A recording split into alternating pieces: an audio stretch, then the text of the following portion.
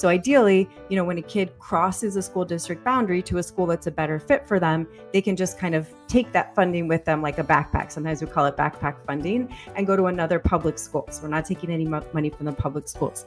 Instead of focusing on winning arguments, we're teaching the basic fundamentals of sales and marketing and how we can use them to win in the world of politics, teaching you how to meet people where they're at on the issues they care about. Welcome to the Brian Nichols Show.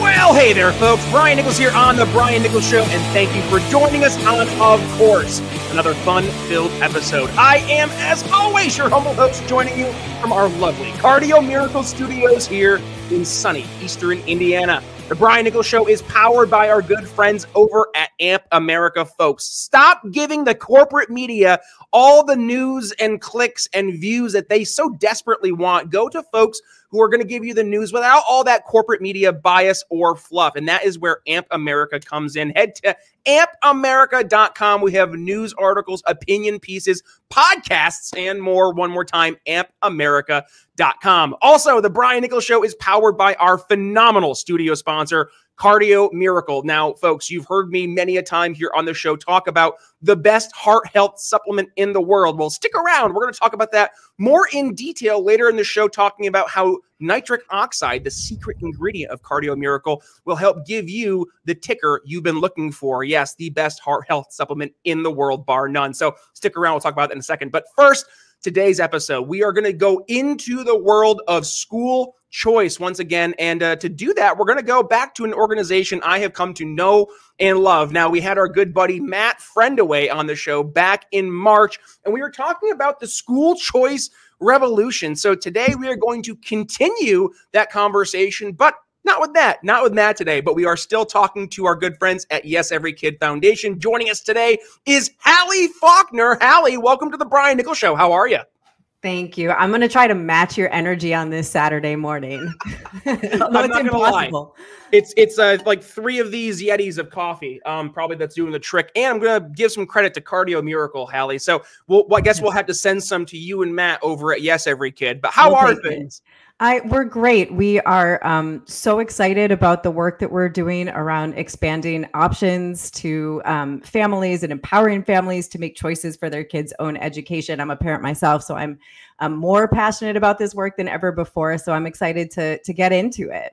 I love that. And by the way, right here, as a new dad myself, I have a 14-month-old who might as well be going on 14. But you don't really see it, right? And let's start off here. People in society, by and large, and I'm going to generalize here, I think they look at our education, schooling system, however they want to classify it, and they don't really have a lot of opinions or vested interest in it, excluding their own personal experiences. That is, until they become parents. And then it becomes real, because now it's not just, oh, well, those kids are going to go to their school. No, it's like, my kid. Where's my kid going to go to school? Where's my kid going to get an education? And what are they learning, right, in these government-run indoctrination centers, which I know there's my bias coming out. But Halli, let's talk about Yes Every Kid and what you guys are doing to help improve school choice options, and why is that so important? So let's start here. Who is Yes Every Kid, for the folks who maybe missed our past few conversations with Matt? And why is school choice in this world of government-run education so important for parents? Okay, so here we go. So at a very high level, Yes Every Kid is an organization that supports policies that respect the dignity of every student. We welcome innovative ideas. We foster a diversity of approaches about learning. And we also build coalitions to advance new conversations and bold visions for education by bringing together different voices and perspectives. So, I was listening to your last episode about pivoting outside of the traditional talking points and reaching a new audience. And part of what we're working on now at Yes Every Kid is building a coalition of people who know and understand that the current very tight and rigid school district boundaries that have been there for almost 100 years are really harming families and harming students. And we have recently founded a coalition called No More Lines Coalition. There are almost 50 organizations that are a part of the coalition now. It's a nonpartisan coalition. We have national organizations, local organizations, left-leaning, right-leaning, center organizations. And to your point about, creating a new narrative, this coalition is saying something new, which is that the education system isn't working. And as you said, parents know that the education system isn't working because right now, unfortunately, almost the only option that parents have is to buy a house that they often can't afford in a neighborhood where they can at least trust that their kid will be safe and learn. Well, and let's go back to something that I'm not going to pick on you, but you did just brush over it, and it's not intentional. It's that the idea that we have had this schooling system for over 100 years. And as a sales guy, Halli, this is where I think, my sales hat, gets put on, is that like one of the worst things I can ever hear when I walk into a company is, but Brian, we've always done things this way. And that is the knee-jerk reaction I get to anybody when I start talking about different ways of education or schooling standards. And they just look at me like I have four heads, but that's not the system we have now. Right. That's the point. So, Halli, let's talk about this. Like, to those folks, right, that maybe they do have this knee-jerk instinctual reaction to just be adverse to change, which most folks are. But let's talk about those objections. What are some of the outcomes that you guys are seeing from Yes Every Kid in terms of bringing school choice to the masses and seeing a market-based response? It's a really great question. So, there are two states that are really shining stars when it comes to creating real policies that empower families to choose the best educational pathways for their own children. And I am assuming that you, like me, believe that parents really are the experts when it comes to their kids and what their kids want and need. I'm sure, like, even with your new little one, like, what that one cry sounds like, and what that cry means. And as they get older, like, we can be in conversation with them about what they want and need. And so, what Florida and Arizona have done is they have really expanded educational options for families through all different pathways, right? Through vouchers and education savings account programs, through expansive charter school sectors, and also through a policy called open enrollment.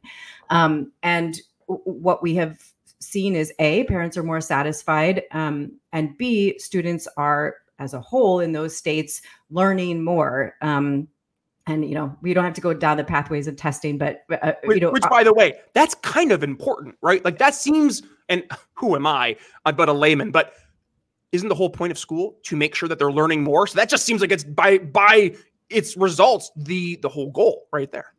Yeah. And so what we're doing through our No More Lines coalition is really, and in the report that we just released, which we can share in the show notes, is we're working on focusing on policies that can expand public school choice. So as you were saying, like right now, the vast majority of kids in America go to public schools, and the public schools are highly divided by these gerrymandered, very strange school district boundaries that were actually created, often through intense like redlining practices, right, between who gets to live in which neighborhood. And so, hey folks, I want to take a moment to talk about something that has truly changed my life, and that is Cardio Miracle, our incredible studio sponsor. Now, I'll be honest, when I first heard about Cardio Miracle and their claims about improving heart health, I was skeptical. But after using it for just about 2 months, I was absolutely blown away by the results. First, my blood pressure went from being consistently around 140/90 to a much more healthier and manageable 120/80. And my resting heart rate dropped from the low 70s to the high 50s. And I couldn't believe it. But the benefits didn't stop there. I started sleeping better, and I felt more energized at the gym, and my heart felt the best it's felt in years. And it's not just me. Hundreds of you, our amazing listeners, have reached out to share your own incredible experiences with Cardio Miracle. So, what is Cardio Miracle, and how does it work? It's a carefully crafted supplement that harnesses the power of nitric oxide to support optimal heart function. So, by increasing nitric oxide levels in your blood, Cardio Miracle helps relax your blood vessels, improve circulation, and it protects your heart from damage. It's like giving your heart the support it needs to function at its best. And here's the best part. We've got an exclusive offer just for you, our loyal listeners here at the Brian Nichols Show. When you head over to cardiomiracle.com and use code TBNS at checkout, you'll get an extra 15% discount on your order. Plus, with their 100% money-back guarantee, you've got nothing to lose and everything to gain. So, if you're ready to take control of your heart health and experience the life-changing benefits of Cardio Miracle for yourself, just click the link in the show notes or video description. Trust me, your heart will thank you. And don't wait another day to prioritize your health. Join the tens of thousands of folks who have already discovered the Cardio Miracle difference. Head to cardiomiracle.com now and use code TBNS for 15% off your order. Your journey to a happier and healthier heart starts today. And now, let's get back to the show. 3 of the main policies that we're focusing on in our No More Lines Coalition are A, open enrollment. So more and more states now are opening their school district boundaries to say, like, yes, when there's room, kids from other districts can come in. Kids who aren't assigned to our schools can apply and come in. And if we have capacity, like, you're welcome to learn in our school. So that's like number one, a huge policy that more and more states are interested in, which is great for families. Another important policy for families is decriminalizing address sharing. So unfortunately, there are 14 states right now where parents can actually receive criminal penalties for using someone else's address to put their kids in school. So for example, if your dad lives in a neighborhood with a better school, your cousin lives in a neighborhood with a better school, or a school that's a better fit for your kid, it happens all the time, right? Parents use, different people's addresses when the school that they're zoned to is not a good fit for their kids. And some parents have even been fined, charged with felonies, and even gone to jail in rare occasions for literally just sending their kid to a public school that's paid for by state taxes, I will add. And then the last thing is, what we really would like to see more states actually create a prohibition on address discrimination. So Idaho was the first state to create this kind of prohibition, and they did it in their legislation last year in 2023. And they flat out said every district has to have a policy that says it will not discriminate against students solely based on their residential address. Because we do at this point think that assigning kids to schools solely based on their address is a form of discrimination. And the more states that can kind of enact that in law, the more families will be protected. Well, what's funny, Halli? So before our episode today, I actually went out to one of my more left-leaning buddies, and I wanted to get some honest feedback from him about school choice, because he was a little on the fence. And one of the objections he gave me was just the actual opposite of what you said. He was afraid that school choice would, quote, perpetuate or even increase discrimination and segregation by saying private and charter schools may not be accessible to all students, particularly those from low-income families or minority backgrounds, leading to a more divided education system. But Halli, what you're kind of articulating here today is, dare I say, the exact opposite. Yeah. So, you'd be hard pressed to find someone, I think, who disagrees with giving parents more empowerment and more authority in where their kids go to school. Unfortunately, school districts right now, most school districts are just as segregated as they were at 70 years ago when Brown versus Bourne was decided. Some districts are even more segregated along racial or socioeconomic lines. But, the interesting thing is that your friend mentioned like charter schools and private schools.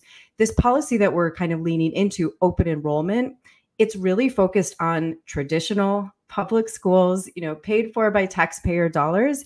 And the idea that just like you can go to a library across, city lines, you can go to a public pool or a public park. They never ask you like, oh, do you live in this neighborhood? Because if you don't, you're not allowed to, have a picnic in this park. Just like other public services, we really believe that public schools should be open to all students in the state at the very least. And that actually goes to another objection he had. By the way, I love doing the objection approach, because guess what, folks? When we go out and we're talking about this stuff to folks in the real world, we're going to get objections. So we need to be prepared to overcome those objections, just like we teach in sales, believe it or not. So one of the objections I got, actually, a lot of them all come back to the issue with public schools. And like, it becomes this private charter, school choice option versus the public school. That seems to be the framing. So one of the concerns he said was funding concerns. Opponents argue that school choice programs, particularly those involving vouchers and charter schools, divert essential funding away from public schools. It can lead to a decrease in resources for a majority of students who remain in the public school system. And then another follow-up was the impact directly on the public schools, saying that what did he say? He says, I argue that public schools are essential for providing a common educational experience and building social cohesion, and that we should instead be focusing our time, energy, and efforts on helping refund or fund better the public school systems. So where's my friend wrong there?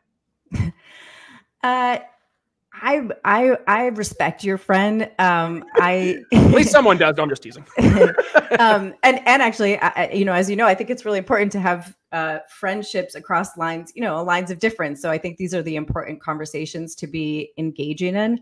I'll come back to this idea about open enrollment, like this policy that we're talking about, opening up school district boundaries. Yep. So I think at least open enrollment is one policy that your friend might even be in support of, because it doesn't take any money away from the public schools. It allows kids to stay in traditional public schools. It just says that, like, hey, if you're a parent who wants to send your kid to a public school in your state, you can apply to school districts that are not in your one little attendant zone. So it's not taking any money out. The money ideally follows the kid. So let's say in Indiana, I'm guessing the funding per student is like 11 or 12,000. So ideally, when a kid crosses a school district boundary to a school that's a better fit for them, they can just kind of take that funding with them like a backpack. Sometimes we call it backpack funding, and go to another public school. So we're not taking any money from the public schools.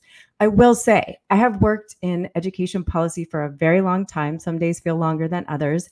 And I have never seen a policy poll as highly or be as widely supported across ideological and political lines as open enrollment. We did a poll last year that found that 84% of adults polled across all, demographic lines supported the idea that any kid should be able to attend the public school that fits their learning needs, regardless of where they live, regardless of their socioeconomic status. So, this is what I'm excited about. I, just like you were kind of highlighting in your last episode, like, I'm tired of the traditional talking points and arguments. Like, I want to get behind policies that A, empower parents, and B, speak to a broader kind of nonpartisan coalition of people, which is what we are in the process of creating for our No More Lines coalition. And I will say, as a plug, any person or organization that wants to join our No More Lines coalition is welcome to do so. If you just kind of Google it, or you can go to our Yes Every Kid website, you can find the info there, and we'd be really excited to be in conversation with you. I mean, this is just, and I'm not necessarily allergic to the word libertarian. I'm not. I've been a libertarian show for 860 episodes. But very much, I just feel we as a country are trying to get away from isms and labels and focus more on just common sense. And you look at this approach, Halli, it just makes sense. And that right there, I think, speaks to how we have to position this. Is not a left versus right issue, not socialism versus fascism versus libertarianism. Like, just get rid of the isms. Let's talk about why this makes sense. I don't know if you heard the news. The #2 most popular soft drink in America right now is Dr. Pepper. It overtook Pepsi. So now Coke is number one. News. Huge news. But think about that, right? If Big Pepsi and Big Coke had their way, they would have the #1 and 2 spots indefinitely. But the marketplace looked at the situation and said, nah, actually, Dr. Pepper is now the #2 favored soda in America. Now, by the way, soda, in my opinion, is poison because it's just full of sugar. But regardless of that, that was a market decision. That wasn't some bureaucrat in DC determining things. It wasn't some bureaucrat in your state capital determining things. It was people going out and voting with their dollars, right? And that right there, I think, speaks to why this approach is so important, but also just, again, goes back to it's just common sense. When you give people choices and they have a vested interest in the outcome of said choice, they're going to be thinking about it in a much more careful way versus just saying, oh man, tax man took $20,000, $30,000, $40,000 from my property taxes to go towards the school district. I hope it goes well. And you know what? I have to physically move in order to have a different choice. You know what? I'm just going to go ahead in this option and just move my dollars elsewhere. And that speaks more than, going to a public hearing and just, oh, I'm angry and waving your fist at the sky. You're actually now making an impact by using your dollars elsewhere. That's exactly right. And, that's why this issue of like open enrollment really transcends politics and transcends party lines, because it is common sense. And I mean, this is reflected in the fact that both ALEC, the American Legislative Exchange Council, and DFER, Democrats for Education Reform, are part of the coalition. Like, there's a reason that this issue of opening up school boundaries and creating more access, creating more abundance, right, and empowering parents, is an issue that's resonating across these, the Pepsi and Coke divide, so to speak. All right, Halli, now we got to go into, I guess, the future of school choice, because I hear a lot of people who they are excited about school choice. They want to get on board with school choice, but they don't know really where to start. And I think this is where the marketplace, I'm going to use marketplace very loosely here, but the market actually has a little bit more of an uphill climb versus the status quo solution, which is our government schooling system, right? So you look at the different options out there. People, they're trying to go through and figure out what's going to be the best fit for my kid versus government just saying, here's this government school, pick this, it's easy. So let's help empower some of these parents and help create a better future for school choice. What are some resources that are out there for parents who are looking to either dip their toe into the waters of learning what school choice looks like and how it would be good for their kids? Heck, talk about open enrollment, all that fun stuff, but also have viable solutions that are practical, tangible, and they can actually take action on right now versus just, again, pie in the sky. This stuff sounds great, but where is it in real life? Yeah, it's a really good question. So we are always happy, our organization is always happy to be supportive of parents and point them in the right direction, so to speak. So, if you want to share my contact info, you can reach out to me directly. And we're pretty well connected with the state-based organizations that support parents. Most states, not all, but most states do have, at least one or two organizations that can be supportive of parents and help them learn about their educational options.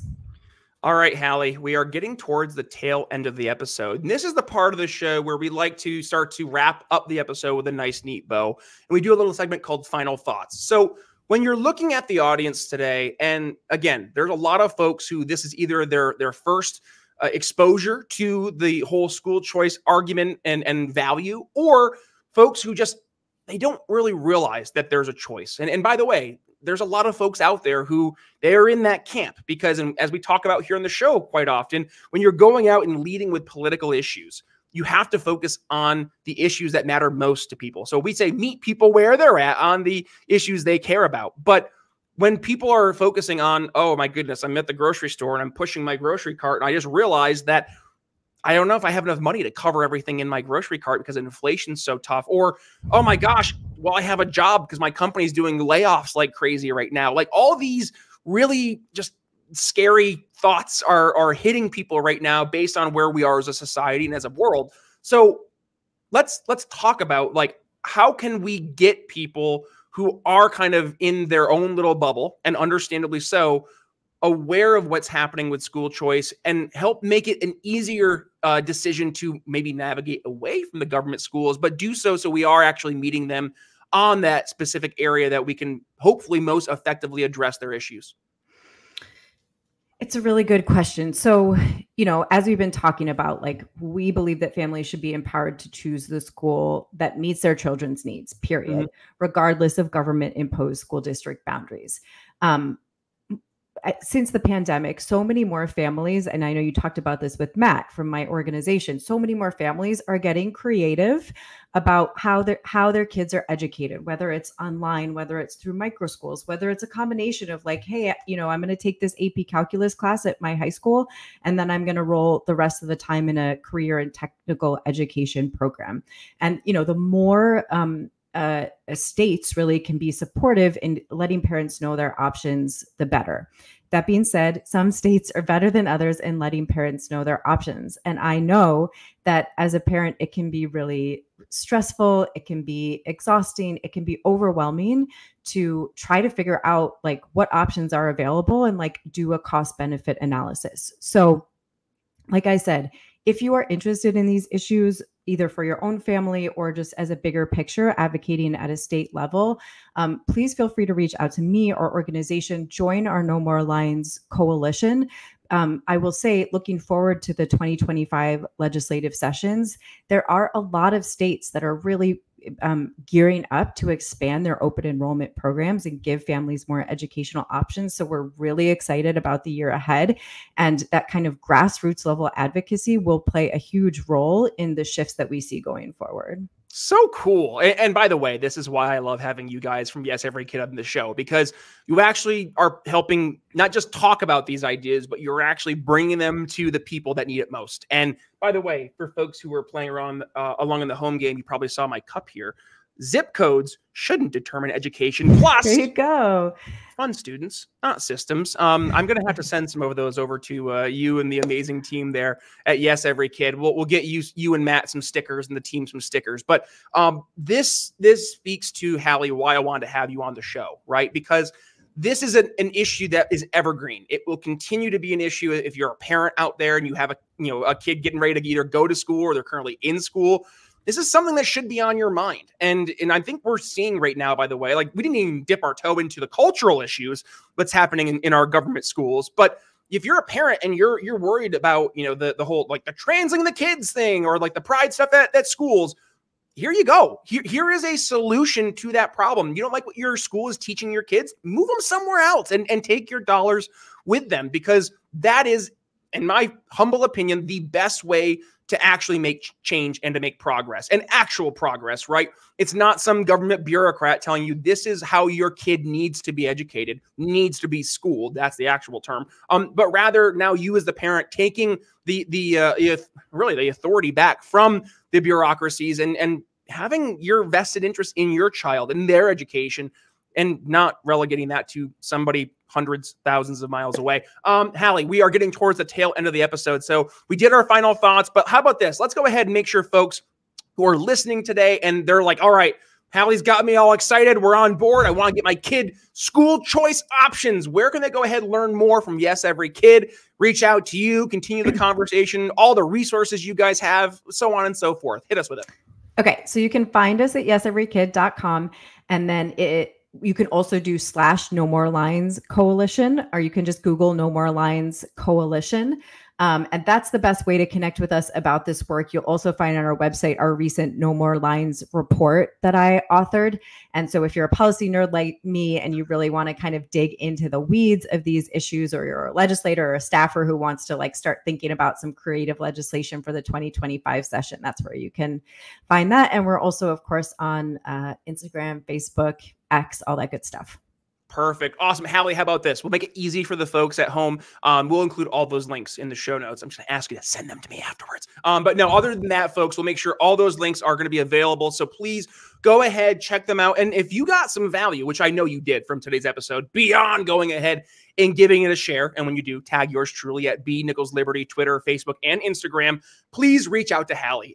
These are the types of conversations I know she likes to have, Matt likes to have over at Yes Every Kid. And frankly, I mean, I've promoted him many a time here on the show, but I call him the school choice evangelist, Corey DeAngelis. He does amazing work going from state capital to state capital, talking to politicians, talking to elected officials, and not just saying why school choice is good, but actually giving them the tools to bring school choice to their constituencies. That right there is what we need to do if we want to have success. Stop just talking about this stuff. Stop just being, a passive participant in your life. Get involved, get active, and get involved in your kids' education, because at the end of the day, you are mom, you are dad. It's your responsibility to make sure your kid is getting the best education they need. If they're not, do something about it. So with that being said, please, again, go ahead, share today's episode. And where can you find the episode?